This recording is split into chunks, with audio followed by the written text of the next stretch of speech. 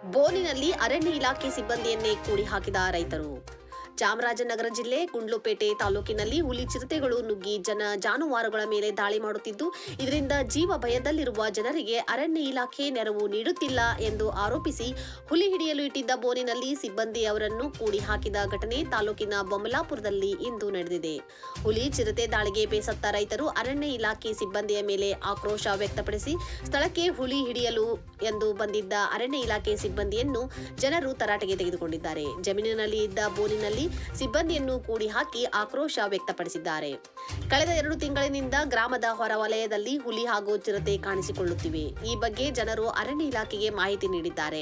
ಅದರಂತೆ ಬೊಮ್ಮಲಾಪುರ ಗ್ರಾಮದ ಗಂಗಪ್ಪ ಎಂಬುವರ ಜಮೀನಿನಲ್ಲಿ ಬೋನು ಇಡಲಾಗಿದೆ. ಇಂದು ಹುಲಿ ಮತ್ತೆ ಕಾಣಿಸಿಕೊಂಡಿದ್ದು, ಈ ಬಗ್ಗೆ ಜನರು ಅರಣ್ಯ ಸಿಬ್ಬಂದಿಗೆ ಮಾಹಿತಿ ರವಾನಿಸಿದ್ದಾರೆ. ಗ್ರಾಮದ ಹೊರಭಾಗದಲ್ಲಿ ಹುಲಿ ಕಾಣಿಸಿಕೊಂಡಿದೆ ಎಂದು ಮಾಹಿತಿ ನೀಡಿದ್ದರೂ ಅರಣ್ಯ ಇಲಾಖೆ ಸಿಬ್ಬಂದಿ ತಡವಾಗಿ ಬಂದಿದ್ದಾರೆ. ಇದರಿಂದ ಕುಪಿತಗೊಂಡ ಜನರು ಗಾರ್ಡ್ ವಾಚರ್ ಸೇರಿ 7 ಮಂದಿಯನ್ನು ಅವರೇ ಇಟ್ಟಿದ್ದ ಬೋನಿನಲ್ಲಿ ಕೂಡಿ ಹಾಕಿ ಆಕ್ರೋಶ ಹೊರಗೆಡವಿದ್ದಾರೆ.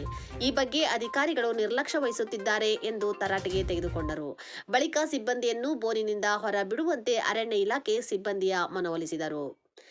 ಮಾಹಿತಿ ಅರಿತ ಗುಂಡ್ಲುಪೇಟೆ ಎಸಿಎಫ್ ಸುರೇಶ್ ಹಾಗೂ ಬಂಡೀಪುರ ಎಸಿಎಫ್ ನವೀನ್ ಕುಮಾರ್, ಡಿಆರ್ಎಫ್ಒ ಸ್ಥಳಕ್ಕೆ ಭೇಟಿ ನೀಡಿ ರೈತರ ಮನವೊಲಿಸಿ ಕೂಡಲೇ ಸಾಕಾನೆ ಬಳಕೆ ಮಾಡಿಕೊಂಡು ಹುಲಿ ಸೆರೆಗೆ ಕೂಂಬಿಂಗ್ ಆರಂಭಿಸಲಾಗುವುದು